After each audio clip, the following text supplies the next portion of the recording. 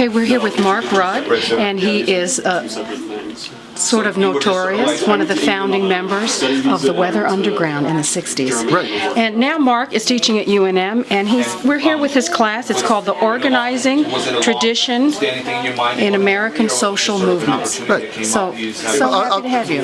Thank you. Well, I just wanted to tell you at the outset where the idea for this class came from. I've been traveling around the country a lot and speaking with young people, and somehow what I've figured out is young people have the idea that movements like the anti-war movement or the Black Civil Rights Movement, the women's movement, just happened. They just happened spontaneously. There they were, because there was a need. And there's a little more to it. And the way that movements happen is that some people who consider themselves organizers, self-conscious organizers, get together and figure out a strategy for building a movement.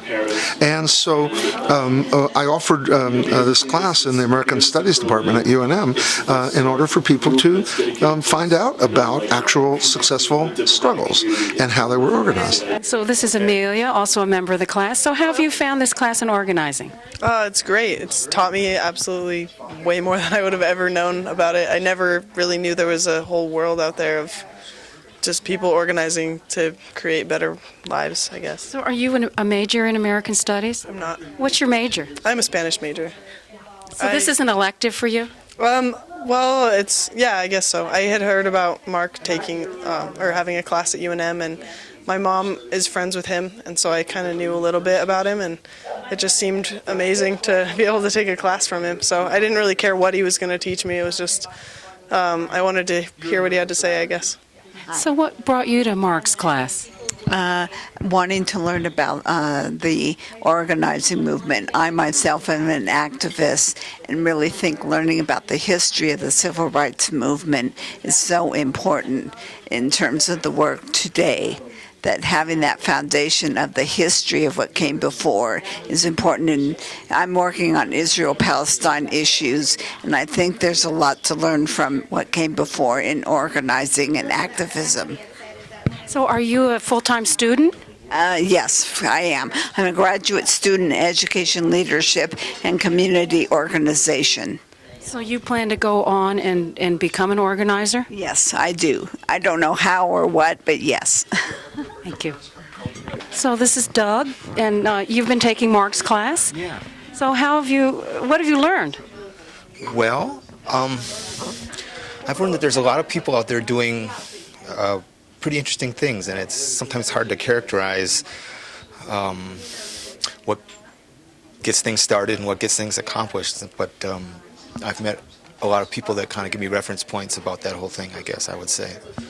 So you've enjoyed the class? You've gotten a lot out of it? And I guess what I'm saying is we've read some good books and had some good, theoretical or conceptual type of material, but especially in the last 4 weeks when people have been presenting their projects, and then also me going out and doing my legwork for my project, I've just been getting into other people's lives a little bit and kind of learning about different people and situations, and it's really been good for me. And then also I had the opportunity, I went to a weekend workshop on organizing, which had a whole room full of about 30 or 40 people who are organizing from things from animal protection to environment to immigrant situations. You couldn't hardly summarize the different things, but there's a lot of, nonetheless, there's a lot of common threads about how you identify your goals and how you achieve them and stuff like that. And so it was interesting conceptually again, but it was for me probably even more than the concepts, just meeting a whole lot of people doing interesting things that I wouldn't have stumbled into on my own. Thank you. Hi, how are you doing? Pretty good.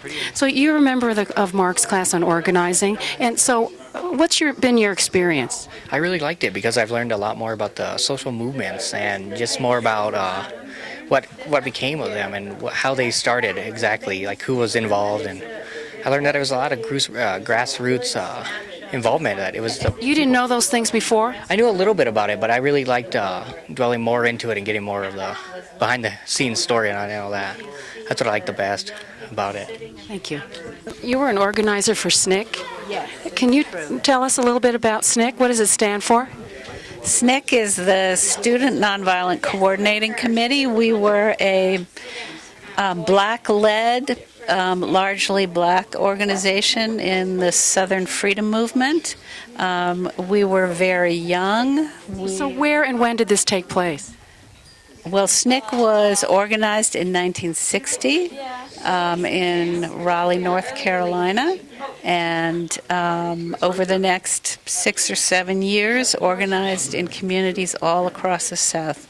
And I was just an 18-year-old college student who dove into that movement. So what were the goals of the movement? The liberation of black people. That's the most basic goal. Some of the means that were used were to organize around registering to vote, because African American people in the South at that point were not allowed to vote. So it was a revolutionary act to attempt to do that. So the impact was great. Yes, I don't think at the time we knew that we had succeeded as much as we had. But yes, I think we put a great big bash into the... So have you continued in your organizing efforts over the years? Well, by profession, I'm a nurse midwife. I've worked a lot in women's health and in empowering women around health care issues. And I do anti-racism work in my own community. Yes, I do. And I pretty much always have, yeah. Thank you so much. Hi, you were a member of Mark's class. So you did an interesting presentation. I was happy to hear it. Can you tell us a little bit about it? Yeah, well, I interviewed Laura Bonar, and she's with the Animal Protection of New Mexico. And I talked to her about Case and Hobbs, about a successful animal ordinance passing. And it took under a year, and it was just a really good example of the community and everybody working together to focus on something. It was the animal issues in Hobbs. With What did they accomplish in Hobbs? they got rid of dog chaining, direct point chaining, and stricter laws with spaying and neutering their pets because they had a big stray dog problem. And there was a lot of little things, but Thank you. yeah.